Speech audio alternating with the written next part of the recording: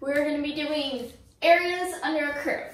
Now you may be wondering how this relates to calculus, but this will eventually lead us into finding the area under a curve with integrals. We won't be doing that today, but we'll be doing it.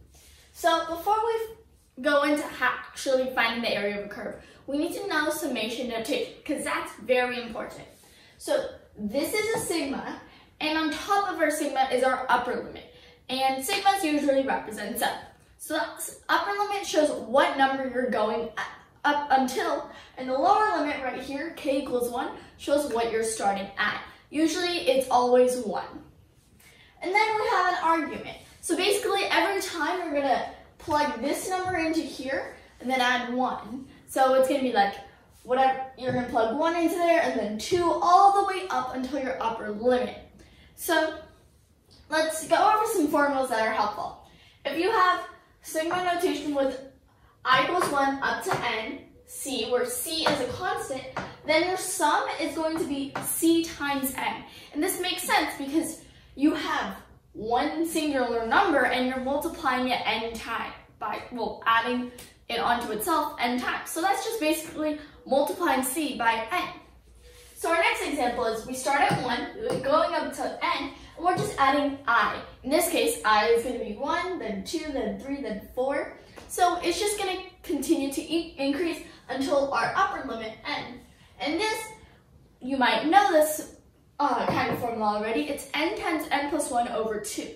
The most common example of this is when we try to find where our upper limit is 100 and this number becomes 5,050. So our next example is our upper limit is n. We start at 1, I squared. So this basically means we're going to be doing 1 squared plus 2 squared plus 3 squared plus 4 squared all the way up until n squared. So if we want to find that, we just plug it into n times n plus 1 times 2n plus 1 over 6. And then finally, we have this one, which is I cubed. So the summation notation is up to n, and we have I cubed is equal to n squared times n plus 1 squared over 4. So that's that formula. So now we have a problem. So we have an upper limit of 100 and a lower limit of 1. And we want to know 3 minus 2i squared. This means we're going to substitute 1 into I, 2 into I, 3 into I, all the way up to 100 and add all those together. Well, instead of actually doing that, there's an easier way. So let's first start off by expanding this. So if we expand this, we get 9 minus 12i squared, no, not I, not I squared, just I, plus 4i squared.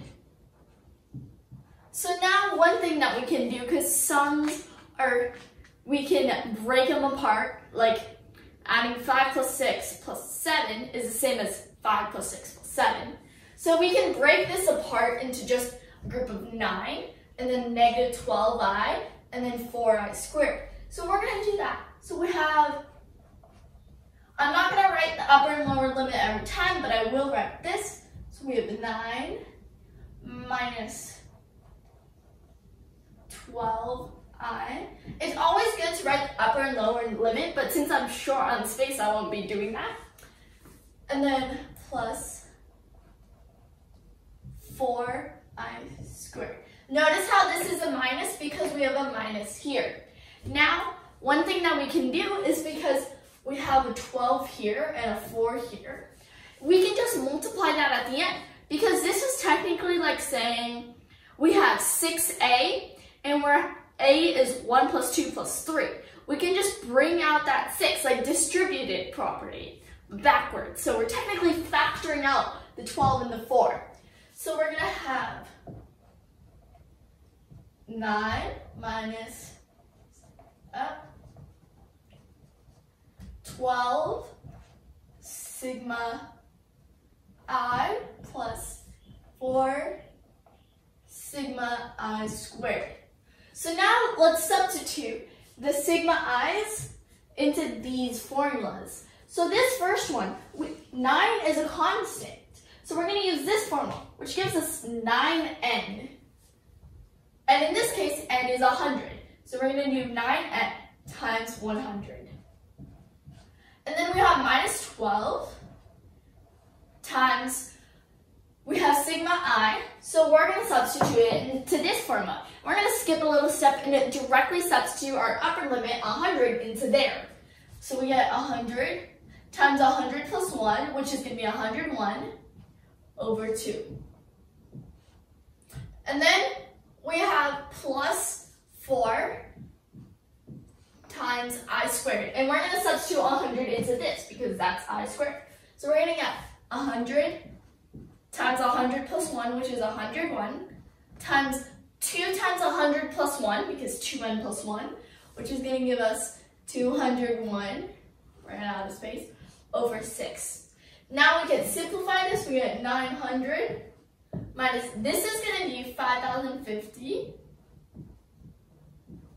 And then this entire thing is going to become 338,350. So then we can simplify this. So 12 times 50 is going to be 60,600. And 4 times 338,350 becomes 1,353,400. And then we solve this, and in the end we get 1,293,700 as our answer. So that's summation notation. So now let's move on to actually finding the area under a curve. So let's start off with an easy way. So we have our curve. These two are the same. It's just so I can show you two different ways. So for now, let's split it up into rectangles and then find the area that way.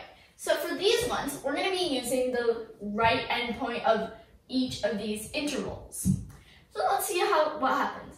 So this one we have this triangle.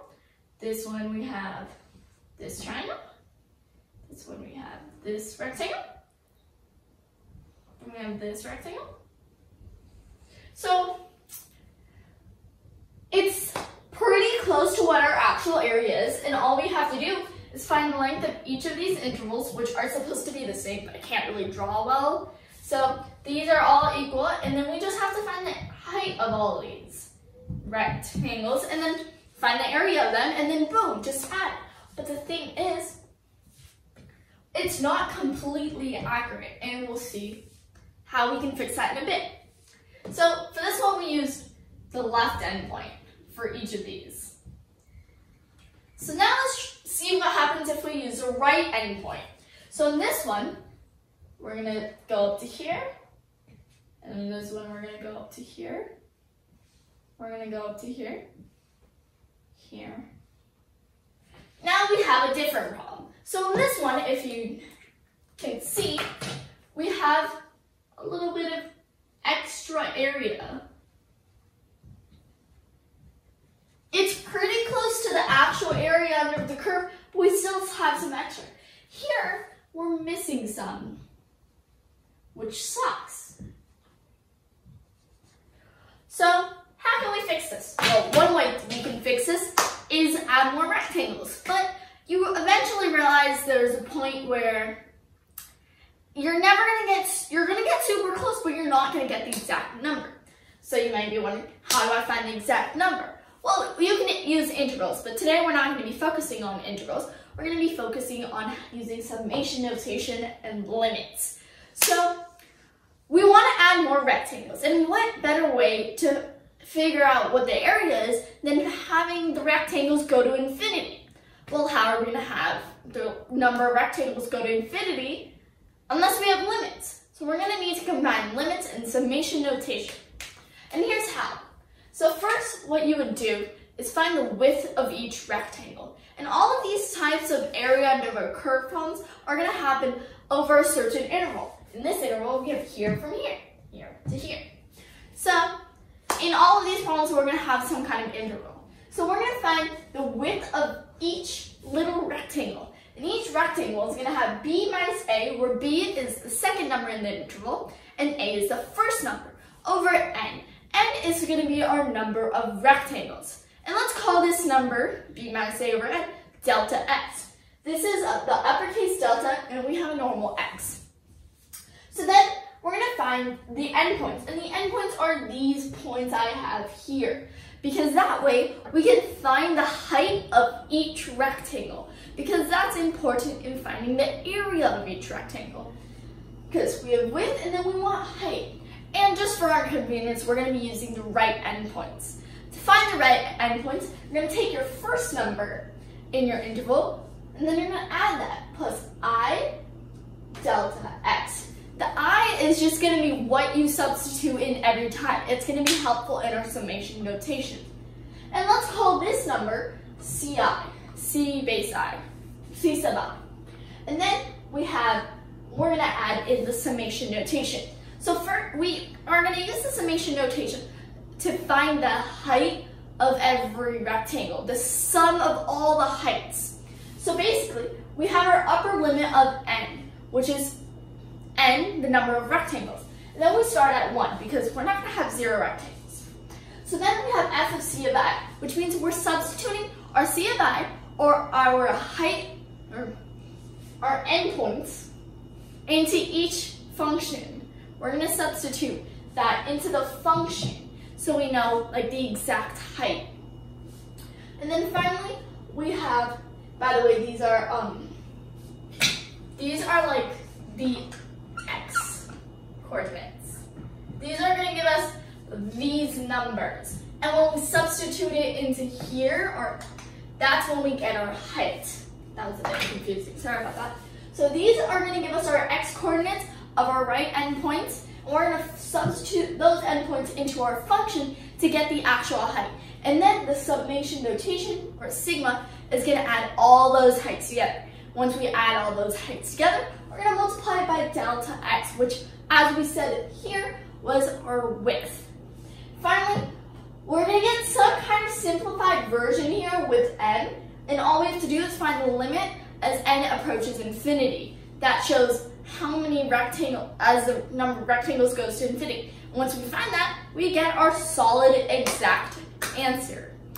And once again, like I said in our first limit video, we don't really know that limits are 100% accurate, but we're pretty sure they are. There's no really real method to prove that limits are accurate, but we're gonna go with that. So this probably sounds like a bunch of gibberish, so let's go over some problems.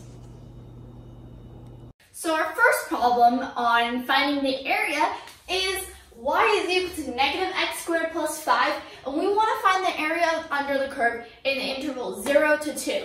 For a little idea of what we're trying to do, I drew a little graph that looks terrible because 5 is this short and 2 is this long, which makes no sense at all, but it works. So we're trying to find this area.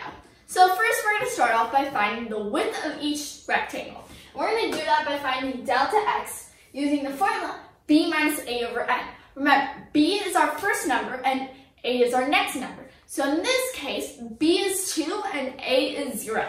So delta x is going to be 2 minus 0 over n, meaning that our delta x is going to be 2 over n.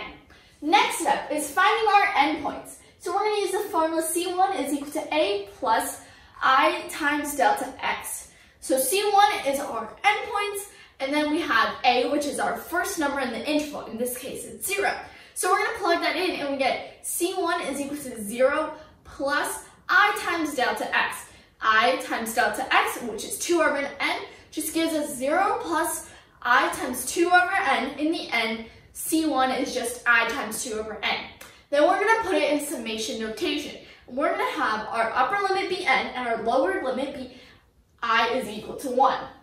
And then we plug in our ci into this function for x. And when we do so, we get negative parentheses I 2 over n squared, because we have a minus and then a squared, plus 5. And that entire thing is going to be multiplied by the width of each rectangle, in this case 2 over n. So we simplify, and we can separate the negative per I 2 over n squared and 5.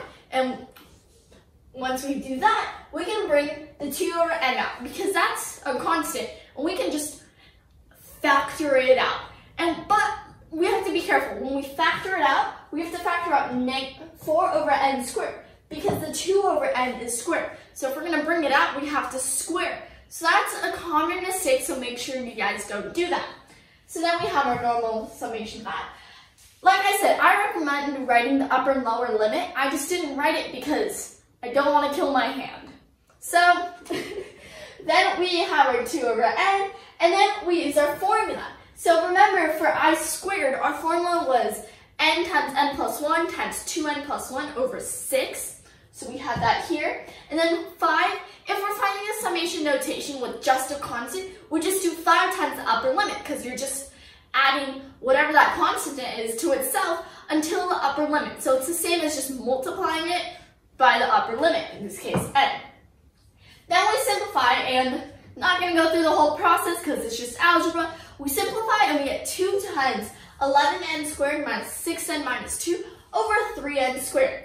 So then our final step is to find the limit as n approaches infinity because we want infinite rectangles, so our answer is as accurate as possible. So then when we do that, we get this.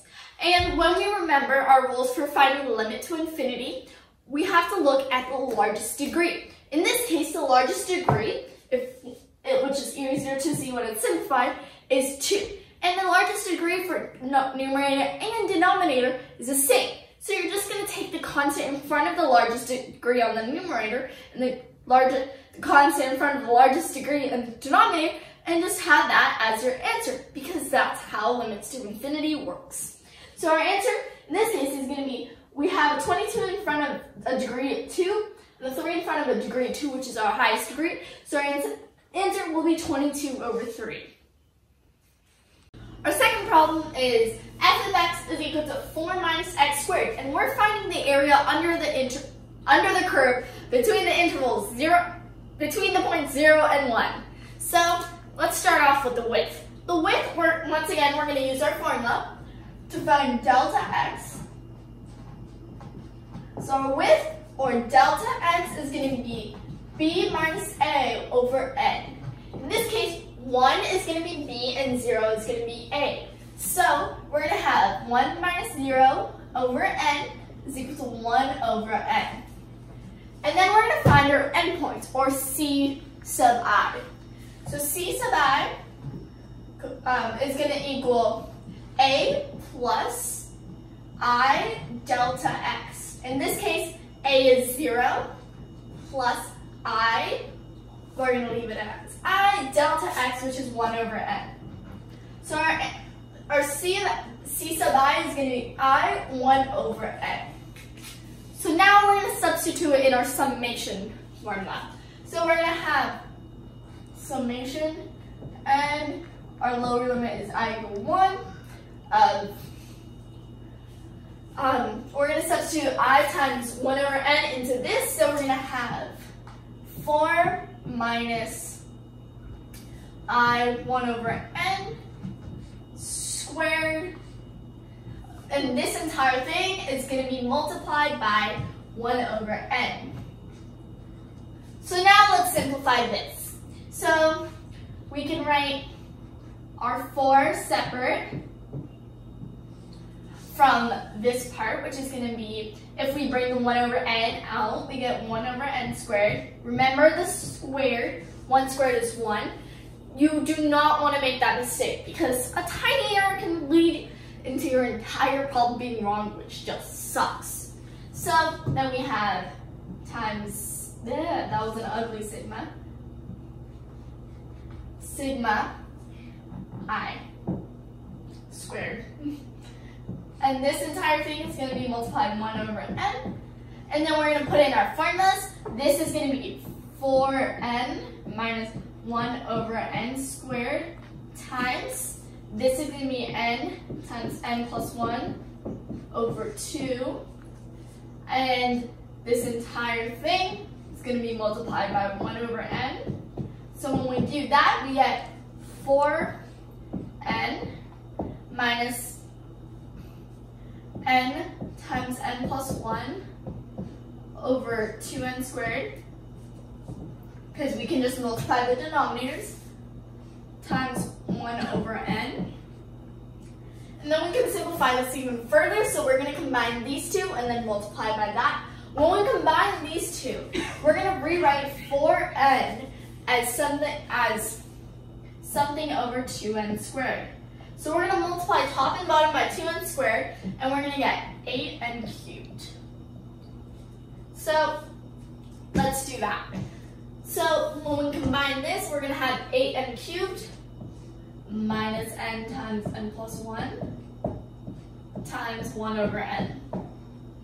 So now let's simplify it further. We can multiply top and we can cross multiply the n. So this would become 2, this would cancel out, and this would just go away.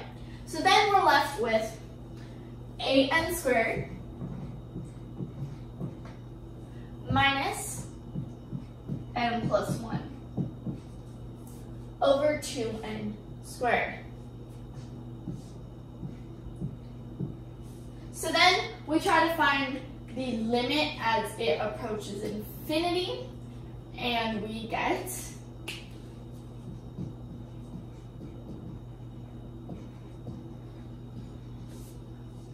wait, no, I did the problem wrong. Don't forget to subscribe and like. If you have any questions, you can email info@agoramatrical.org or comment below and we'll reply back. Maybe. And if you want to see practice things or anything about us, you can visit our website, which is basically the end of the email but without the info and the end. So bye!